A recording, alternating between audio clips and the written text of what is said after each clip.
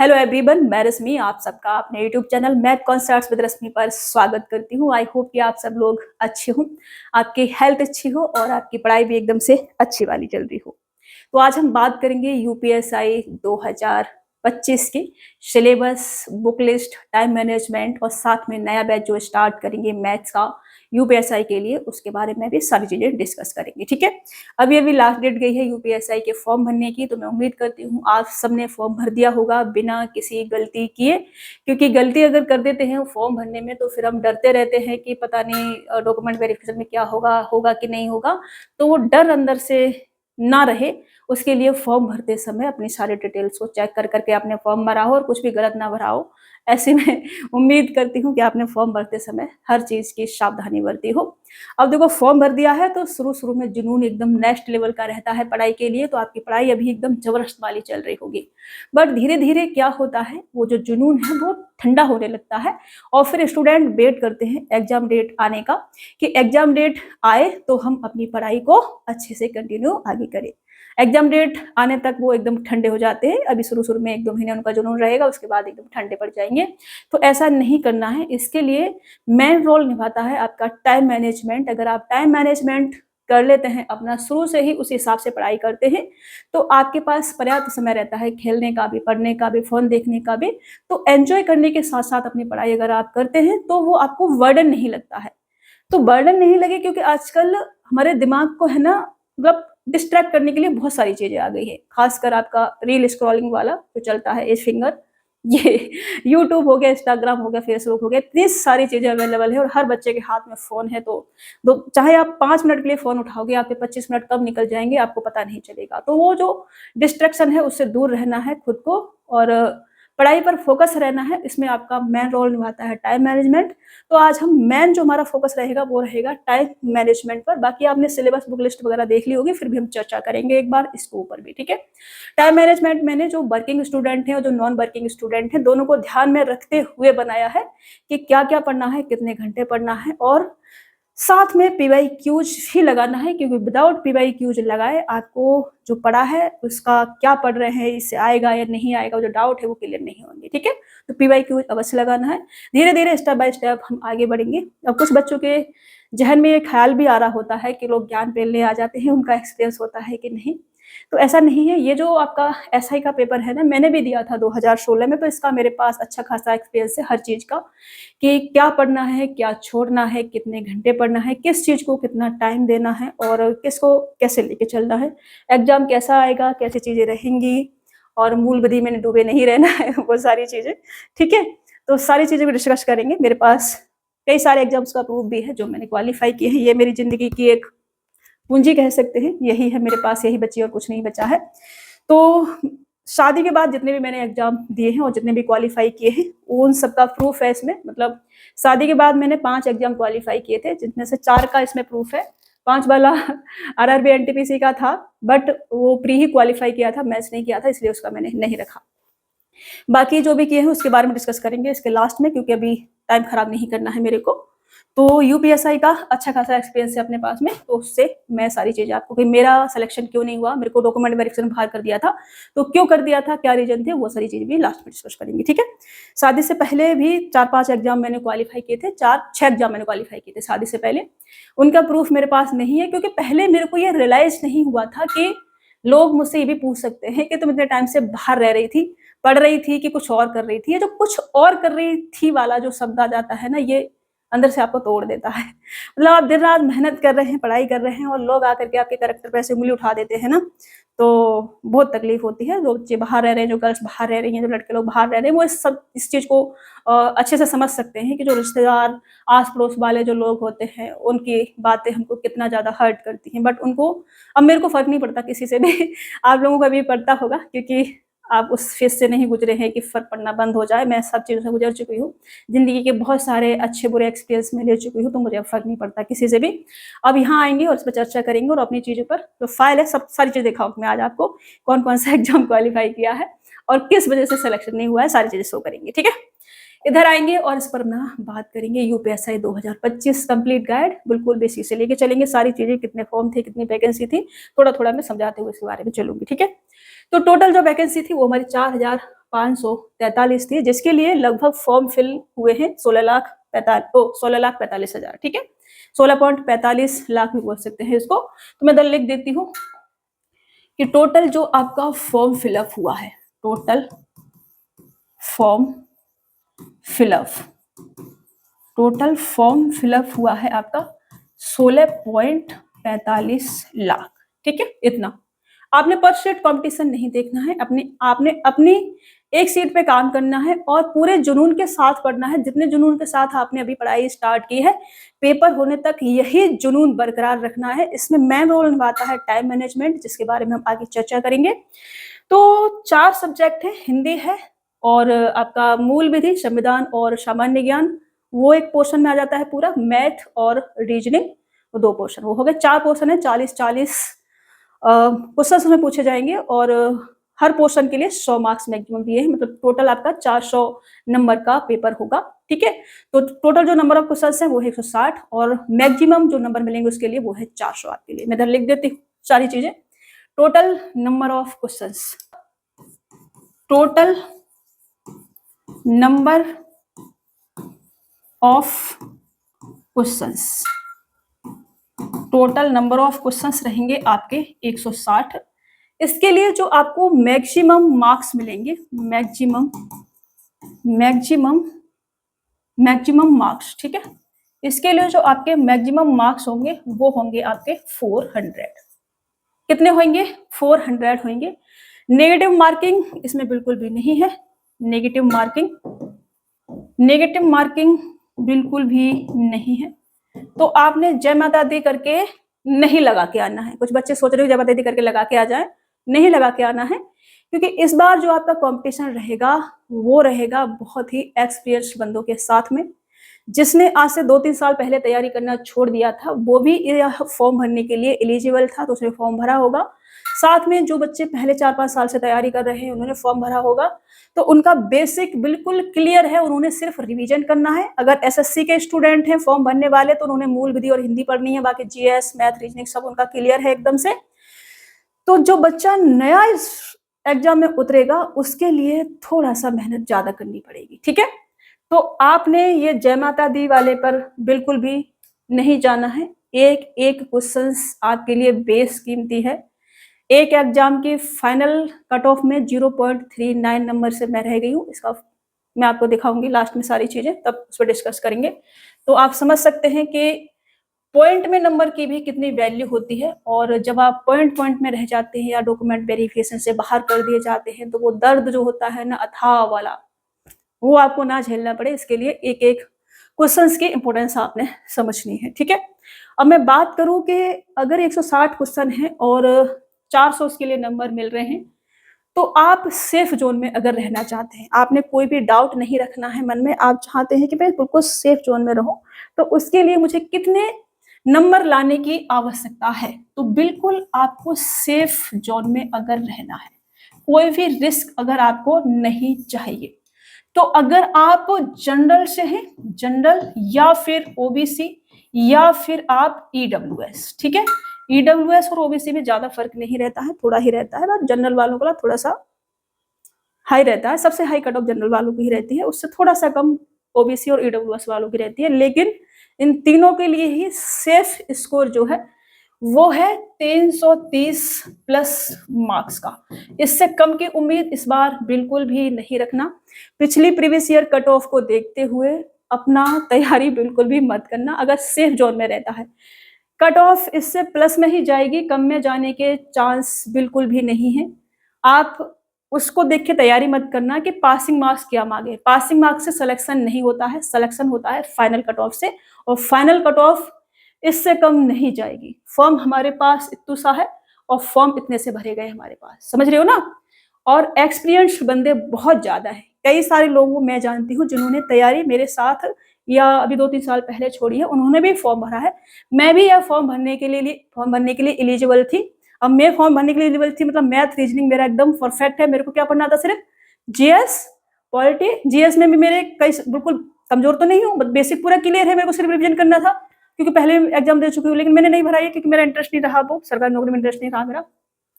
मेरे को चाहिए भी नहीं, अब मेरा मन इससे बेवफा सनम वाला हो गया है कि सरकारी नौकरी अपने लिए बेवफा सनम है, उसके पीछे नहीं भागना है, वो अपने को नहीं मिलने वाली है। तो जनरल ओबीसी ईडब्ल्यूएस के लिए 330 प्लस नंबर अपना लेके चलना भाई लोग, बहन भी, अगर आप बिल्कुल सेफ जोन में रहना चाहते हो तो, कोई भी रिस्क लिए बिना। बाकी आपका एससी और एसटी वाले जो स्टूडेंट हैं वो 300 प्लस में आपको लेके चलना ही पड़ेगा, ठीक है, अगर आप बिल्कुल सेफ जोन में रहना चाहते हैं तो। बाकी आपकी मर्जी है कि आप डमाडोल में ऐसे हिलते डुलते लटकना चाहते हैं तो फिर आप कुछ भी लेके चल सकते हैं, ठीक है। लेकिन आप बिल्कुल सेफ जोन में रहना चाहते हैं, एससी एसटी वाले 300 प्लस, जनरल ओबीसी ईडब्ल्यूएस वाले 330 प्लस, इससे कम में काम बिल्कुल भी नहीं चलेगा। ये मैं आपसे बोल रही हूँ बार बार, जब एग्जाम हो जाएगा, कट ऑफ लगेगी तो देख लेना, हम भी यही हैं, आप लोग भी यही हैं, बात कर लेना हमसे आकर के, ठीक है। बट सेफ जोन यही है आपके लिए अभी के लिए, ठीक है। मैं बहुत ज्यादा चीजों पे बात नहीं करूंगी, मेन चीजों पे आऊंगी, टाइम बहुत वैल्यूबल चीज है, मैं आपका खराब नहीं करूंगी बिल्कुल भी। यूट्यूब पे आपने बहुत सारे टीचर ऐसा चिल्ला चिल्ला के बछाड़ खा खा के बताते हैं, मतलब तो वो आपने देख ही लिए होंगे। मैं उतना नहीं कर पाती हूँ, मेरे को अपना काम करना है और आप तक मेन चीजें पहुंचानी है जो आपके लिए जरूरी है, तो मैं उन्हीं पर फोकस कर पाती हूँ उतना ही। तो 4 सेक्शन है हमारे पास, हिंदी, मूल विधि संविधान सामान्य ज्ञान, मैथ और रीजनिंग। 40-40 क्वेश्चन है और 100-100 मार्क्स है उनके लिए, टोटल 400 मार्क्स है, मैं बता दिया आपको, ठीक है। अब इसके लिए जो बुक लिस्ट है उस पर मैं बात करूंगी, यहाँ जगह नहीं है तो बुक लिस्ट के लिए नया पेज में ले लेती हूँ। इसमें आप सेल्फ स्टडी कर सकते हैं, आपने कोई भी बैच ज्वाइन करना है तो वो बैच भी ज्वाइन कर सकते हैं, अपना सिलेबस कंप्लीट कर सकते हैं वहां से, या फिर आप सेल्फ स्टडी भी कर सकते हैं, ठीक है। तो हिंदी के लिए मैं बुक सजेस्ट करूंगी, उसे आप सेल्फ स्टडी करके भी उसमें आप एक अच्छा स्कोर गेन कर सकते हैं। तो हिंदी के लिए जो आपके पास बुक रहेगी वो कौन सी रहेगी, आइडिया लगा के बताओ एक। वो रहेगी लुसेंट हिंदी के लिए, जिसमें आपको थ्योरी और आपको पीवाईक्यूज दोनों मिलेंगे, ठीक है। थ्योरी और पीवाईक्यूज दोनों मिलेंगे। बुक कौन सी है, लुसेंट, सबसे मस्त बुक है, आंख बंद करके ले सकते हैं, आंख बंद करके ट्रस्ट कर सकते हैं इस बुक के ऊपर, एकदम मस्त बुक है ये, और सारे प्रीवियस क्वेश्चंस भी आपको इसमें मिलेंगे, ठीक है। दूसरा आता है आपका मूल विधि और संविधान। तो मूल विधि और संविधान के लिए अलग से आपने बुक लेनी है, मूल विधि और संविधान एक ही बुक में आपको दोनों मिल जाएंगे, और जिसमें आपको थ्योरी और पीवाईक्यूज भी मिल जाएंगे, ठीक है ना। मूल विधि और संविधान जिसमें आपको थ्योरी प्लस का पीवाईक्यूज दोनों मिल जाएगा, उस बुक का नाम है घटना चक्र। आंख बंद करके ले लो और आंख बंद करके इस बुक को थ्योरी पढ़ो और प्रैक्टिस करो। इसमें क्या है, पहले आपको थ्योरी देंगे, जितनी थ्योरी आपने पढ़ी उससे रिलेटेड पीवाईक्यूज दे रखे हैं, ठीक है। तो जितना आपने पढ़ा उसका पीवाईक्यूज लगाएंगे अगर आप, तो चीजें आपकी बहुत क्लियर होती जाएंगी एकदम से, और सारी चीजें एग्जाम से रिलेटेड है क्योंकि वो प्रीवियस ईयर की है, ओके। तो घटना चक्र बुक पे आप आंख बंद करके भरोसा कर सकते हैं, ये आप सेल्फ स्टडी कर सकते हैं, ठीक है, सेल्फ स्टडी के लिए है ये। बाकी अगर आप कोई बैच ज्वाइन करना चाहते हैं कि आपको मूल विधि समझ में नहीं आती है, पॉलिटी समझ में नहीं आती है, तो किसी बैच से अपना सिलेबस कंप्लीट कर सकते हैं, और पीवाईक्यूज प्रैक्टिस के लिए ये बुक आप ले सकते हैं। इससे केवल पीवाईक्यूज लगा लेना, थ्योरी मत पढ़ना, फिर अपना बैच से कंप्लीट कर रहे हैं थ्योरी तो, ठीक है। अब आता है हमारा क्या, सामान्य ज्ञान, मतलब के जनरल नॉलेज। तो सामान्य ज्ञान के लिए आपने क्या करना है, सामान्य ज्ञान या फिर जनरल नॉलेज, उसके लिए आपने थ्योरी के लिए अलग बुक लेनी है और पीवाईक्यूज के लिए अलग लेनी है, ठीक है। तो इसमें आप थ्योरी के लिए जो बुक है वो ले सकते हैं लुसेंट, और पीवाईक्यूज के लिए जो बुक है वो ले सकते हैं घटा चक्र या फिर पिनाकल, ठीक है। मैं यहां लिखते हूं थ्योरी के लिए और पीवाईक्यूज के लिए। पीवाईक्यूज प्रैक्टिस करना है साथ में, ये मैंडेटरी है, अगर आप सीरियस हैं तो, नहीं है तो कुछ भी कर सकते हैं आप, ठीक है। थ्योरी के लिए कौन सी बुक है आपकी, लुसेंट बहुत अच्छी किताब है, इसका कोई तोड़ नहीं है, लुसेंट। और पीवाईक्यूज के लिए कौन सी, घटना चक्र या फिर पिनाकल की बुक आती है, प्रीवियस ईयर के क्वेश्चंस उसमें दे रखे होते हैं, घटना चक्र या फिर पिनाकल, दोनों ही बुक मस्त है, एकदम मस्त वाली है। इनमें से आप कोई भी एक बुक ले लो, ठीक है। पिनाकल की स्पेलिंग अगर मैं सही नहीं लिखी तो सही लिख लेना, गलती हो जाती है मेरे से, स्पेलिंग मुझे याद नहीं रहती कभी कभी। तो घटना चक्र या फिर पिनाकल की कोई भी एक बुक ले लेना पीवाईक्यूज के लिए, थ्योरी लुसेंट से कंप्लीट आपने करनी है, ठीक है। मैथ के लिए आपने कोई भी बुक नहीं लेनी है, मैथ के लिए आपने कोई भी बुक नहीं लेनी है, क्योंकि मैथ पूरा मैं करा के दूंगी, सिलेबस भी और पीवाईक्यूज भी, दोनों एसआई के सारे पीवाईक्यूज मैं आपको करा के दूंगी, यूपी पुलिस के सारे, ठीक है ना, इसमें कांस्टेबल एसआई सब इंक्लूड होगा। तो मैथ्स के लिए कोई बुक नहीं लेनी है। अब हम आते हैं रीजनिंग पर कि रीजनिंग का क्या करा जाए। तो रीजनिंग के लिए आपने वो जो सिलेबस है उसको यूट्यूब से कंप्लीट करना है, ठीक है ना। सिलेबस रीजनिंग को 2 पार्ट में तोड़ेंगे हम।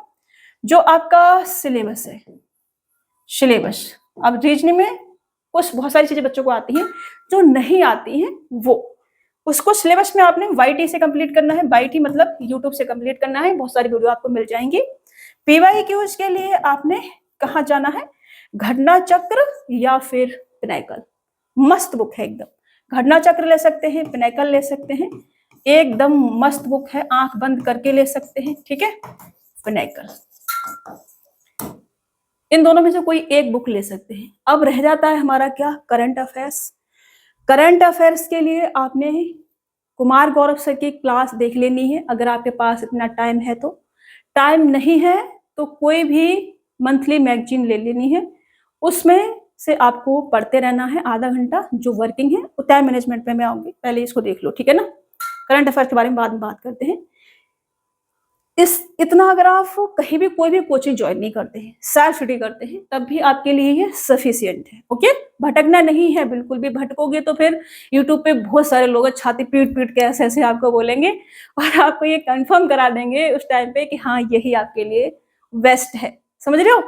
लेकिन आपने समझना है चीजें जो आपके लिए, आपके एग्जाम के लिए जरूरी है, कहाँ से अच्छी चीजें हमें मिल जाएंगी। यहाँ आंख बंद करके आप इन पे भरोसा कर सकते हैं। किसी को पूछ लेना, लूसेंट, घटना चक्र, पिनाकल वाली बुक के बारे में किसी को पूछ लेना, आप किसी को भी, आपको इन बुक की वैल्यू पता चल जाएगी। अभी हम आते हैं टाइम मैनेजमेंट पे। मैं बताने कुछ बीच में याद आ रहा था कुछ बोलने के लिए, वो भूल गई मैं बताते बताते, याद आएगा तो बताऊंगी। तो ये टाइम मैनेजमेंट ये है नॉन वर्किंग स्टूडेंट के लिए और ये है वर्किंग स्टूडेंट के लिए।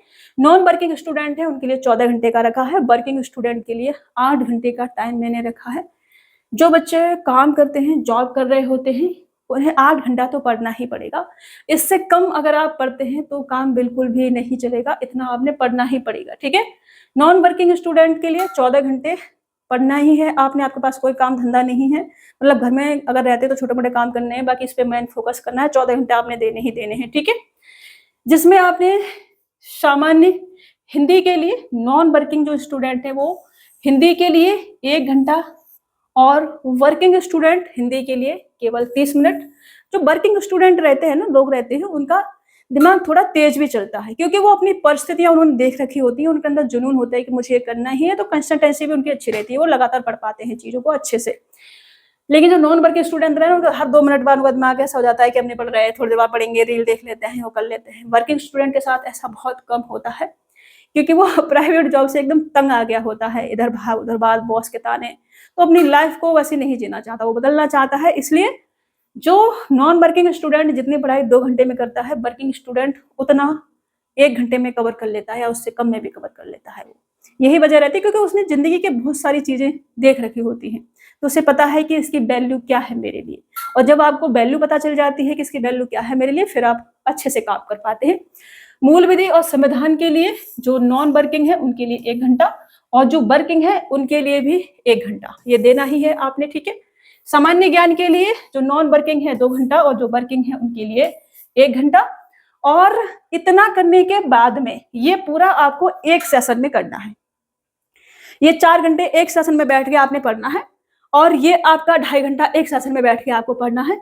और इसके बाद थोड़ा आप रेस्ट ले सकते हैं, और रेस्ट लेने के बाद में आपने पीवाईक्यूज लगाना है। क्या करना है, पीवाईक्यूज लगाना है, मैंडेटरी है, ये डेली करना है। ऐसा नहीं है कि आज मैंने ये कर लिया कल मैं पीवाईक्यूज लगाऊंगा, बिल्कुल भी नहीं।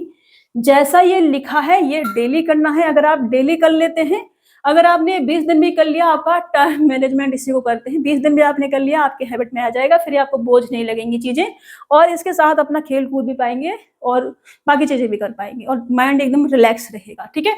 ये डेली करना है। शुरू शुरू में पीवाईक्यूज प्रैक्टिस थोड़ा सा अच्छा नहीं लगेगा, क्योंकि कई सारे क्वेश्चन सॉल्व नहीं होते, तो वहां से एकदम मन ऐसा हो जाता है कि नहीं होगा, ये होगा वो होगा, बट धीरे धीरे कॉन्फिडेंस आने लगेगा। बट अगर आप कहेंगे कि पहले मैं सिलेबस करता हूँ फिर पीवाईक्यूज पे जाऊंगा, तो कुछ नहीं होगा, डब्बा गोल एकदम सारी चीजें गोलमोल हो जाएंगी, वो नहीं करना है, ठीक है।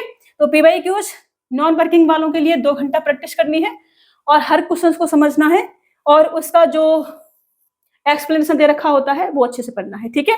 वर्किंग वालों के लिए 1 घंटा मैंडेटरी है, ये ऑप्शनल नहीं है इसमें कुछ भी। मैथ्स के लिए जो नॉन वर्किंग स्टूडेंट है 2 घंटा और जो वर्किंग स्टूडेंट है 1 घंटा। मैथ्स में पूरा करा के दूंगी, जो वर्किंग स्टूडेंट है उनका मैथ अच्छा नहीं है तो वो केवल वही टॉपिक देखें जिनका जो टॉपिक उनका बिल्कुल कमजोर है, कुछ नहीं आता है, डब्बा गोल है, ठीक है, वो टॉपिक देखे ओनली। नॉन वर्किंग स्टूडेंट भी वही टॉपिक देखे मैथ में, मैं पढ़ा रही हूँ मतलब नहीं पूरा देखना है, नहीं, वही देखना है, सिर्फ जो आपका वीक टॉपिक है मैथ रीजनिंग में यही करना है आपने, ठीक है। बट प्रैक्टिस मल्टीपल टाइम करनी है आपने। रीजनिंग के लिए 1 घंटा नॉन वर्किंग और 30 मिनट वर्किंग स्टूडेंट के लिए, ये मैंडेटरी है, हल्के में नहीं लेना है रीजनिंग को बिल्कुल भी। और फिर दोनों को कंप्लीट करने के बाद में पीवाईक्यूज प्रैक्टिस डेली, इसमें कोई भी इफ और बट नहीं चलेगी। पीवाईक्यूज लगाना है, नहीं लगाओगे सिलेक्शन से बहुत दूर होते चले जाओगे। इस बात को जितनी जल्दी समझ लोगे उतने फायदे में रहोगे। वर्किंग वाले 1 घंटा, नॉन वर्किंग वाले 2 घंटा पीवाईक्यूज प्रैक्टिस करेंगे। अब आ जाता है रिवीजन। रिवीजन बहुत इंपॉर्टेंट है, जो भी आपने सारा दिन पढ़ा है उसका रिवीजन मैंडेटरी है। रिवीजन आपको शाम को 1 घंटा और सुबह 1 घंटा करना ही है, सोने से पहले 1 घंटा और सुबह उठकर 1 घंटा रिवीजन करना है। रिवीजन में क्या रहेगा, हिंदी, मूल विधि, संविधान, सामान्य ज्ञान और मैथ रीजनिंग के कुछ ट्रिक्स फॉर्मूले आपको मिलेंगे, वो उनकी एक डायरी एक नोटबुक बनानी है और वो आपको रिवीजन करना है शाम को 1 घंटा सोने से पहले, सुबह सोकर उठने के बाद 1 घंटा। ये रिवीजन आपके लिए होना चाहिए। रिवीजन के लिए टाइम जो मैं बता रही हूँ उसी टाइम पे करना है। रिवीजन रात को सोने से पहले 1 घंटा, सुबह उठकर 1 घंटा, करंट अफेयर भी सुबह उठकर 1 घंटा और वर्किंग वाले करंट अफेयर सुबह उठकर 30 मिनट, ठीक है ना। मॉर्निंग में, ये मॉर्निंग में करना है रिवीजन, 1 घंटा मॉर्निंग में करना है, 1 घंटा रात को करना है। 30 मिनट लेके चल सकते हैं ये अपना, या जो भी है पास टाइम रहेगा रात को सोते समय, तो ये 30 मिनट 45 मिनट जितना भी उनकी मर्जी उतना कर सकते हैं। मॉर्निंग में जॉब करने वालों के पास टाइम थोड़ा कम होता है तो मॉर्निंग का टाइम वो रात में लगा सकते हैं अपना रिवीजन के लिए, ठीक है। वो अपना हेल्थ को भी ध्यान में रखते हुए टाइम जो है देख लेंगे, बट इतना आपने पढ़ना ही पड़ेगा। बाकी का जो टाइम है वो आप कैसे कवर करेंगे बीच में, शाम को, रात को, वो आपने देखना है, कब पढ़ना है, दोपहर में पढ़ना है, ये आपने अपने हिसाब से 10 बजे से लेकर के 12 बजे तक ये पढ़ना है, 12 बजे से लेकर के 4 बजे तक ये पढ़ना है, ऐसे आपने ये सेट करना है। मुझे नहीं पता है कि आप क्या क्या काम करते हैं, कितने बजे उठते हैं, कितने बजे सोते हैं, कितने बजे खाते हैं, कितने बजे हकते हैं, तो मुझे नहीं पता है, ठीक है। तो मैं नहीं बना सकती हूँ कि आप इतने बजे से ये पढ़ना, इतने बजे से वो पढ़ना, लेकिन रिवीजन और करंट अफेयर्स में बता सकती हूँ आपके लिए। रिवीजन रात को सोने से पहले और सुबह सोकर उठने के बाद रिवीजन और करंट अफेयर्स ये आपने करना है, ठीक है। रिवीजन करंट अफेयर्स रात को सोने से पहले रिवीजन, सुबह उठकर रिवीजन और सुबह उठकर करंट अफेयर्स भी, बाकी चीजें आपने सेट करनी है। 14 घंटा नॉन वर्किंग वालों के लिए पढ़ना है, 8 घंटा वर्किंग वालों के लिए पढ़ना है। बुक लिस्ट मैंने आपको बता दी है, उससे ज्यादा बुक नहीं खरीदनी है, उतनी ही बुक लेनी है और उनका मल्टीपल टाइम रिवीजन करना है। 4-5 बुक एक सब्जेक्ट की लेकर के एक बार नहीं पढ़नी है, एक बुक लेकर के एक सब्जेक्ट की 4-5 बार खत्म करनी है। मैथ रीजनिंग का कोई भी प्रीवियस ईयर की बुक उठानी है और उसको मैथ तो मैं पूरा करा के दूंगी रीजनिंग के लिए, ठीक है। 3-4 बार प्रैक्टिस कर देनी है। प्रीवियस ईयर के सारे क्वेश्चंस मैथ के मैं दूंगी आपको, सिलेबस में कराऊंगी, पीडीएफ आपको मिलेगी, उसको मल्टीपल टाइम प्रैक्टिस करनी है ओनली, और कुछ नहीं करना है आपने। अब मैं आती हूँ मैथ का जो हम न्यू बैच स्टार्ट करेंगे वो कैसे रहेगा। तो ये आपका सिलेबस है अकॉर्डिंग टू नोटिफिकेशन, ठीक है। अकॉर्डिंग टू प्रीवियस ईयर भी यही है। एक आध जो चैप्टर है जैसे कि बोट एंड स्ट्रीम हो गया, नल हौज वाला हो गया, इसमें लिखा नहीं है, वो सारे के सारे समय और दूरी में बोट एंड स्टम्प वाला आ जाता है, नल और हौज वाला समय और कार्य में आ जाता है, तो इसी में इंक्लूड कर दिए हैं। वो सारे के सारे इन्होंने लिखा नहीं अलग से, बट प्रीवियस ईयर क्वेश्चन जब हम सॉल्व करते हैं तो उसमें हमें क्वेश्चन मिलता है, इसमें नहीं लिखा है, इसमें इसी में इंक्लूड कर दिया हो, इसी के पार्ट है वैसे भी, ठीक है। तो उसको भी हम कराएंगे। बाकी और भी चीजें होंगी, एज वाले क्वेश्चन होंगे, पार्ट टू उसमें दे रखा है। जो भी चीजें छूट गई है मैं प्रीवियस ईयर क्वेश्चन जब कराऊंगी उसमें जो मेरे को देखने को मिलेंगे इसमें हम एड ऑन करते चलेंगे, ठीक है। अभी जो मैं सिलेबस करा रही हूँ उसमें मैंने परसेंटेज, प्रॉफिट लॉस और डिस्काउंट चल रहा है, तो जैसे जैसे हमारा सिलेबस होता चलेगा वैसे वैसे हम प्रीवियस ईयर क्वेश्चन कराते चलेंगे। तो अभी मैं शुरू करूंगी प्रीवियस ईयर में परसेंटेज, ठीक है ना। प्रीवियस ईयर जो यूपीएसआई के कराऊंगी वो मैं परसेंटेज शुरू करूंगी, क्योंकि इससे क्या होगा ना, जो मैंने पढ़ाया है और जो मैं ये प्रीवियस ईयर कराऊंगी आप उसको मैच कर पाएंगे कि मैं जो पढ़ा रही हूँ वो सही पढ़ा रही हूँ या नहीं पढ़ा रही हूँ। मेरे पढ़ाए हुए से बाहर तो नहीं आ रहा है कोई क्वेश्चंस, ये आप देख पाएंगे। इससे क्या होगा, इससे दो फायदे होंगे। एक तो आपका ट्रस्ट मेरे पे डेवलप होगा कि मैं जो करा रही हूँ वो सही करा रही हूँ। दूसरा, आप सीरियसली पढ़ पाएंगे, जो भी मैं पढ़ाऊंगी मेरी शीट को अच्छे से प्रैक्टिस कर पाएंगे, और आप भटकेंगे नहीं इधर उधर फालतू के। वो चिल्ला चिल्ला के छाते ठोक के बोलते रहते हैं, बट उनके जो चीजें रहती है वो एकदम फुफुस रहती है, तो फुफुस से बच जाएंगे आप। ठीक है, आपने किसी भी एक टीचर पे भरोसा करना है। आप मेरे ऊपर मैथ के लिए आप बंद करके भरोसा कर सकते हैं, मैं इस बात की गारंटी देती हूँ आपके लिए। थोड़ा सा कुछ चीजें वो बाद में बताऊंगी मैं। तो अपना परसेंटेज चलेगा, परसेंटेज खत्म करके प्रॉफिट लॉस का यूज कराएंगे, फिर उसके बाद डिस्काउंट। फिर मैं इसको कराने के बाद ऐसे लेके आ जाऊंगी कि जो चैप्टर अपना चल रहा होगा उसका पीवाईक्यूज भी चल रहा होगा साथ में, ऐसे करेंगे। ठीक है, ये आपका मिसलेनियस वाला पार्ट है, जिसमें आपका समुच्चय, क्रमचय, प्रायिकता, मिश्रण, बीजगणित, माध्य, माध्यिका, बहुलक, ये सब भी दे रखा है, और मेंसुरेशन भी दे रखा है इसमें, तो मेंसुरेशन भी हम अच्छे से करेंगे। अब आगे डीआई भी दे रखा है, तो डीआई भी अच्छे से करेंगे हम। जितना भी दे रखा होगा अकॉर्डिंग टू प्रीवियस ईयर में चीजें कराऊंगी। ये तो अपना सिलेबस है अकॉर्डिंग टू नोटिफिकेशन। ठीक है, ये सारी बातें मैंने कर ली हैं। अब मैं आती हूँ अपनी चीजों पर। मैंने कहा था आपसे कि मैं लास्ट में कुछ अपने बारे में भी चीजें डिस्कस करूंगी।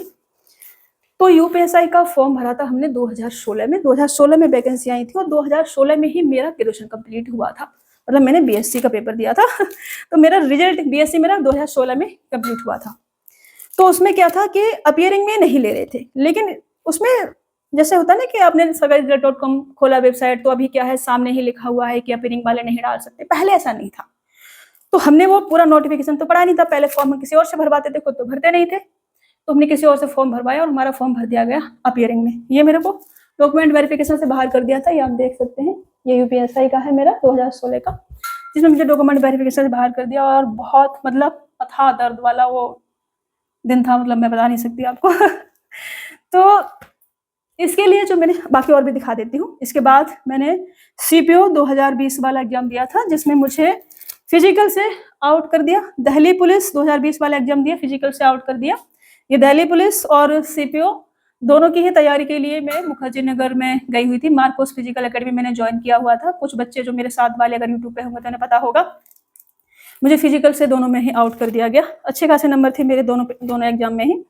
लास्ट जो मैंने पेपर दिया था वो सीजीएल 2023 का दिया था, जिसमें मेरे को फाइनल जो कट ऑफ थी उसमें 0.39 नंबर से बाहर कर दिया। उस दिन अपने आप को ये भरोसा हो गया था कि सरकारी नौकरी अपनी किस्मत में नहीं है, इसके पीछे अब ज़्यादा नहीं भागने का, ज़्यादा हाथ पैर नहीं पड़पड़ाने का।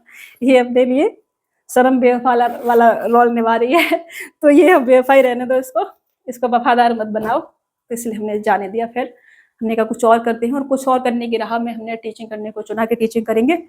बट परिस्थितियाँ कुछ ऐसी हैं कि हर चीज़ जो हम सोचते हैं वैसा वैसा नहीं होता है। बहुत सारी चीज़ें बदली, बहुत सारे लोग बदले, बहुत सारे चेहरे बदले। कभी लगता था कि ये अपने हैं, तो उनका साथ छूटा सबका, और एकदम अनाथ खुद को पाया।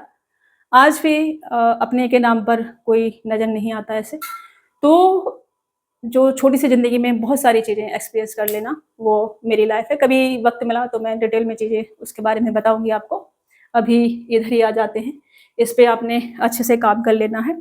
तो यूपीएसआई जो 2016 वाला था, पहले मैं जॉब करती थी, बट जब ये एग्ज़ाम था, इससे पहले मैं 4-5 एग्ज़ाम क्लियर कर चुकी थी। 5 लगभग एग्ज़ाम क्लियर कर चुकी थी, 5 या 6 एग्ज़ाम लगभग मैंने क्लियर किए थे। तो अंदर कॉन्फिडेंस था कि मैं कर लूँगी ये अच्छे से। बस मेरे को मूल विधि और हिंदी पढ़ना था। हिंदी भी मैं कर रखी थी, पहले एग्ज़ाम थे, यूपी पुलिस का भी दिया हुआ था, और भी कई सारे एग्ज़ाम दिए थे जिनमें हिंदी पूछी गई थी, तो हिंदी भी ठीक थी। मूल विधि मेरे को पढ़ना था अच्छे से। फिर मैंने जॉब छोड़ दिया था, और उस दौरान मम्मी जो है खर्चा उठा रही थी मेरा, जो भी पैसे वैसे थे वो मम्मी कर रही थी, और कुछ मेरे पास थे तो वो मैं उससे कर रही थी। बाकी केवल मैथ की क्लास ले रही थी, और मैं सारी स्टडी जो है सेल्फ कर रही थी। बाहर से मैंने कुछ नहीं किया था, केवल मैथ की क्लास, और हाँ इंग्लिश की, मैथ और इंग्लिश की चल रही थी, क्योंकि मैं सीजीएल की प्रिपरेशन कर रही थी उस दौरान। सीजीएल सीपीओ मेरा मेन टारगेट था कि मैं इसी की करूँगी अच्छे से तैयारी। बट बीच में जो भी एग्जाम आ रहे थे, जिसमें वर्दी थी, वर्दी का जुनून था कि वर्दी चाहिए, तो उसके लिए एफर्ट भी लगा रहे थे। तो मेरा क्या रहता था कि जैसे मैथ क्लास भी कर लिया, उसके बाद घर पर प्रैक्टिस कर ली, और रीजनिंग में सिर्फ पीवाईक्यूज लगाया मैंने, क्योंकि रीजनिंग का बेसिक पूरा क्लियर हो गया था सीजीएल के थ्रू, तो सिर्फ पीवाईक्यूज लगाया। बाकी जीएस जो मैंने थ्योरी कर रखी थी, वो पहले प्रीवियस ईयर का उतना वो था नहीं, तो जो एक बुक ले ली थी हमने, इसमें सेट दे रखे थे यूपीएसआई के, तो वहीं से कंप्लीट किया। बाकी थ्योरी पढ़ी ओनली बस। मूल विधि की एक बुक आती थी, वो हमने ले ली थी, घटना चक्र नहीं थी उस टाइम पे, पता नहीं कौन सी बुक थी, मेरे को नाम याद नहीं है उसका, वो ले ली थी, मूल विधि उस बुक से कंप्लीट की थी, बट मैं मूल विधि पे उस टाइम पे टूट के पड़े थे, क्योंकि मूल विधि अलग से लिख रखा था। तो ऐसा लगा कि मूल विधि और संविधान से, जैसे जीएस अगर 40 किए तो 20 क्वेश्चन तो उससे पूछे जाएंगे, बट ऐसा नहीं है। मूल विधि के 3 क्वेश्चन पूछे गए थे हमारी शिफ्ट में, और इसके पॉलिटी के भी कुछ 5-6 क्वेश्चन, 5 क्वेश्चन, 4-5 क्वेश्चन के थे मतलब।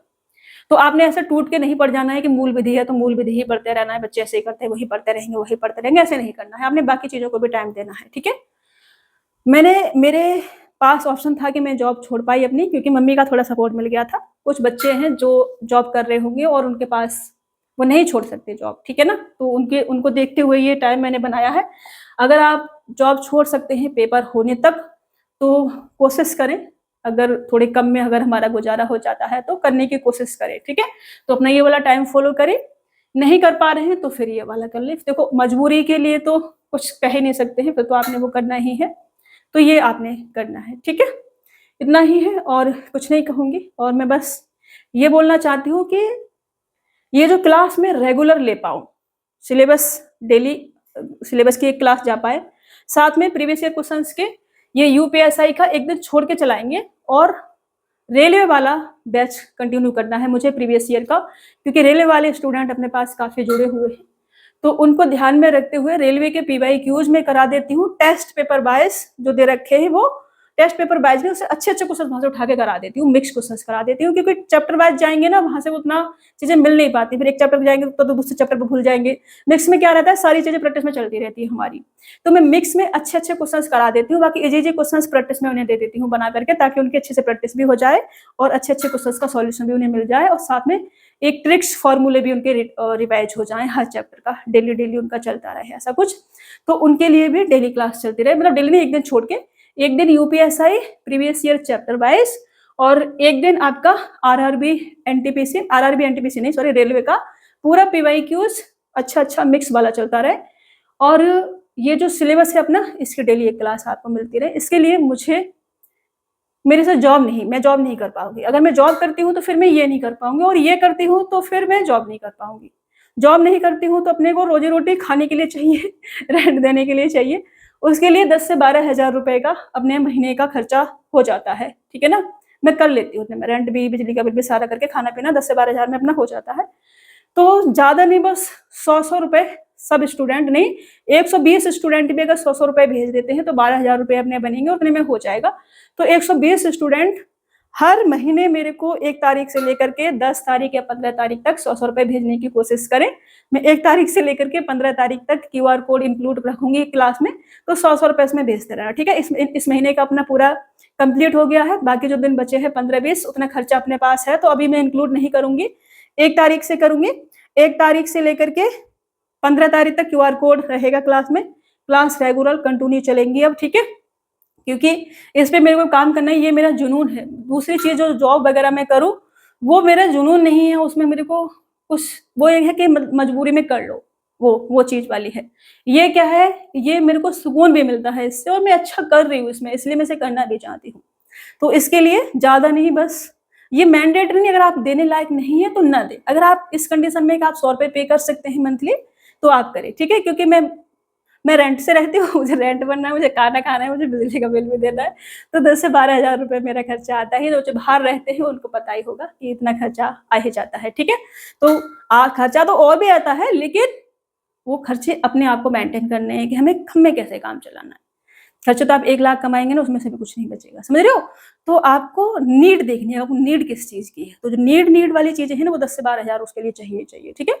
तो 100 रुपए 1 तारीख से लेकर के 15 तारीख तक QR कोड अवेलेबल रहेगा। अभी के लिए मेरे पास खर्चा है, तो 1 तारीख तक कोई QR कोड नहीं रहेगा, ओके। 1 तारीख तक रेगुलर क्लासेस चलेंगी, और इतना ही कहूंगी कि पढ़ाई करते रहना। जितना जुनून के साथ आपने अभी शुरू किया है, ये जुनून आपने लास्ट तक बना के रखना है, इसको बिल्कुल भी कम नहीं होने देना है, 1% भी।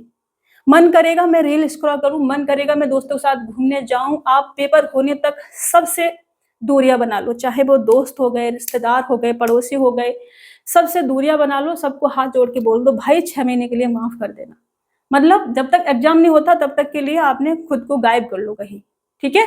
और अच्छे से तैयारी करो। खुद को गायब करने का मतलब ये नहीं है कि आप किसी कमरे में बंद हो जाओ, खेलने कूदने का, मेडिटेशन एक्सरसाइज का टाइम आपने रखना है। इन सब के साथ साथ जो मैंडेटरी है वो ये भी है कि आपने डेली एक्सरसाइज करनी है, डेली आपने अनुलोम विलोम कपाल भारती डेली आपने मेडिटेशन करना है। अगर ये आपने इसके साथ साथ इंक्लूड कर लिया तो आपका दिमाग एकदम सही डायरेक्शन में काम करता रहेगा, आपको थकान फील नहीं होगी, आपको इरिटेशन फील नहीं होगा, आप फोकस रह के काम कर पाएंगे। समझ रहे हो? बाहर की चीजें आपको डिस्ट्रैक्ट नहीं करेंगी, बहुत सारी चीजें तो जो हमें डिस्ट्रैक्ट करती हैं वो नहीं करेंगे, और आप हेल्दी फील करेंगे। कभी जो आपको सर्दी जुकाम बुखार फीवर वीवर कुछ भी लग जाता है वो नहीं लगेगा।